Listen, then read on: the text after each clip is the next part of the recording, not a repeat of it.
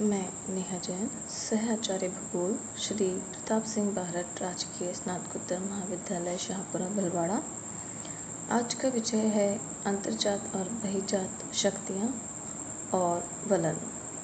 तो सबसे पहले बात करते हैं अंतर्जात और बहिर्जात शक्तियाँ क्या होती हैं। धरातलीय स्थलाकृतियाँ कभी भी एक समान नहीं रहती हैं। अंतर्जात और बहिर्जात शक्तियों द्वारा उनमें समय के साथ परिवर्तन लाया जाता रहा है। आंतरिक शक्तियाँ पृथ्वी तल पर विषमताओं का सूत्रपात करती हैं तथा बाहरी शक्तियाँ उन विषमताओं को निरंतर कम करने का प्रयास करती हैं। अंतर्जात शक्तियाँ भूगर्भ में अदृश्य रूप से क्रियाशील शक्तियों को अंतर्जात शक्तियाँ कहा जाता है। इनके कारण भूपटल पर विभिन्न प्रकार की विषमताओं का सूत्रपात होता है।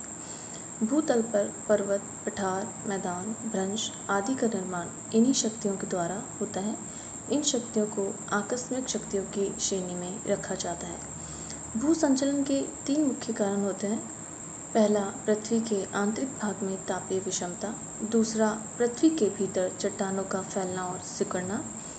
तीसरा, पृथ्वी के आंतरिक भागों में मैग्मा का स्थानांतरण होना। आंतरिक शक्तियाँ 2 प्रकार की होती हैं। पहला है पटल विरूपणकारी शक्तियाँ और दूसरा है पर्वत निर्माणकारी शक्तियाँ या संचलन। पटल विरूपणकारी शक्तियाँ इस प्रकार के संचलन में भूमि का एक विशाल क्षेत्र ऊपर उठता है या नीचे धंसता है, लेकिन कहीं भी मोड़ नहीं पड़ता और ना ही कहीं भ्रंश की उत्पत्ति होती है। इस संचलन के कारण धरातल में 2 तरह के उत्थान होते हैं। जब महाद्वीप का कोई भाग अपने आसपास के क्षेत्र से ऊंचा उठ जाता है तो इसे उत्थान कहा जाता है, किंतु जब महाद्वीप का कोई भाग जो कभी जलमग्न था यदि आसपास के क्षेत्र से ऊपर उठता है तो इसे निर्गमन कहा जाता है। इसी तरह महाद्वीपीय भाग में 2 तरह से इन दशाओं की क्रियाएं भी होती है। जब महाद्वीप का कोई भाग अपने आसपास के क्षेत्र से नीचे धंस जाता है तो इस क्रिया को अवतलन कहते हैं, और जब कोई समुद्र तटीय भाग अपने सागर तल से नीचे चला जाता है तो इस क्रिया को निमज्जन कहा जाता है। पर्वत निर्माणकारी संचलन इस प्रकार के संचलन से धरातल पर तनाव और संपीड़न पैदा होता है। इससे धरातल पर वलन और भ्रंश का निर्माण होता है।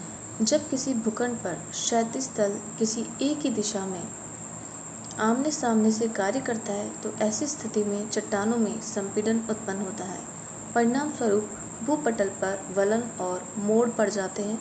इस प्रकार से भूपटल पर पर्वतों का निर्माण होता है, जो कि एक दीर्घकालिक प्रक्रिया का परिणाम होता है। बहिर्जात शक्तियाँ यह शक्तियाँ मुख्य रूप से अंतर्जात शक्तियों के द्वारा उत्पन्न की गई विषमताओं का दूर करने का प्रयास करती हैं। ये मुख्यतः 2 प्रकार की होती है, अपक्षय और अपर्दन। अपक्षय से तात्पर्य चट्टानों का एक ही स्थान पर टूटने और फूटने से होता है। इसमें चट्टानें एक ही स्थान पर विघटित हो जाती है। इस क्रिया में चट्टानों का परिवहन सम्मिलित नहीं होता। अपरदन एक गतिशील क्रिया है। इसके द्वारा चट्टानों को काट छाँट कर तथा विभिन्न माध्यमों से परिवहन कर विभिन्न प्रकार के स्थलाकृतियों का निर्माण होता है। इसमें चट्टानों के टूटने फूटने से लेकर उनका परिवहन सभी सम्मिलित किया जाता है। बहता हुआ जल, पवन, हिमानी, परिहिमानी, सागरीय तरंगे अपरदन के मुख्य साधन हैं, जो लंबे समय तक भूपटल पर पाई जाने वाली विषमताओं को दूर करने का प्रयास करते हैं। बहिर्जात शक्तियों में ये सबसे प्रमुख कारक है। वलन पृथ्वी के आंतरिक शक्तियों के कारण भूपटल के चट्टानों में संपीड़न के कारण लहरनुमा मोड़ उत्पन्न हो जाते हैं। इन्हीं से विभिन्न प्रकार के वलनों की उत्पत्ति होती है। वलन मुख्यतः मुलायम चट्टानों में बनता है, जो कि अवसादी क्रिया से बनी हुई होती हैं।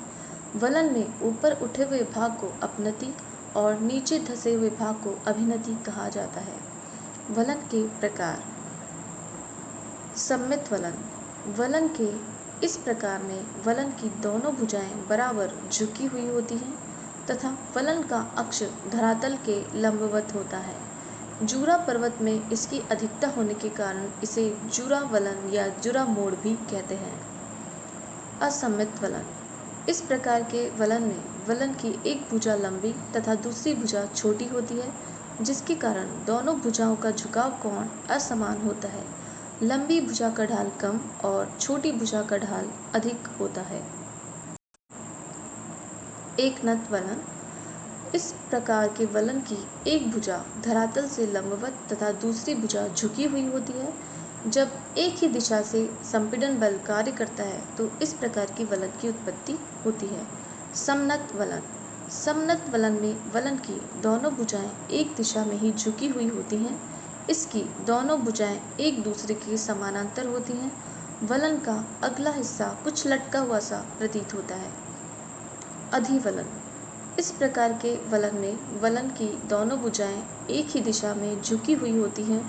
पहली भुजा अधिक ढाल वाली तथा दूसरी कम ढाल वाली होती है। इसमें अक्ष टूटा हुआ नहीं होता, अपितु केवल झुका हुआ होता है।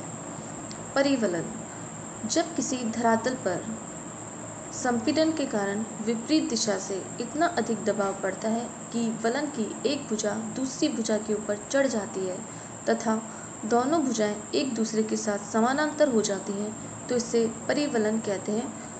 परिवलन एक लेटा हुआ सा वलन प्रतीत होता है। अधिक्षिप्त वलन। जब वलन का एक हिस्सा टूटकर दूसरे हिस्से पर चढ़ जाता है तो इसे अधिक्षिप्त वलन कहते हैं। इसमें चट्टानों का क्रम उल्टा हो जाता है। पुरानी चट्टान नीचे तथा नई चट्टान ऊपर की तरफ आ जाती है। ग्रीवाखंड। जब धरातल पर संपीड़न इतना अधिक होता है कि वलन की एक भुजा टूटकर दूर स्थानांतरित हो जाती है तो ऐसे वलन को ग्रीवाखंड कहते हैं। ये वलन सभी प्रकारों में सबसे प्रमुख है।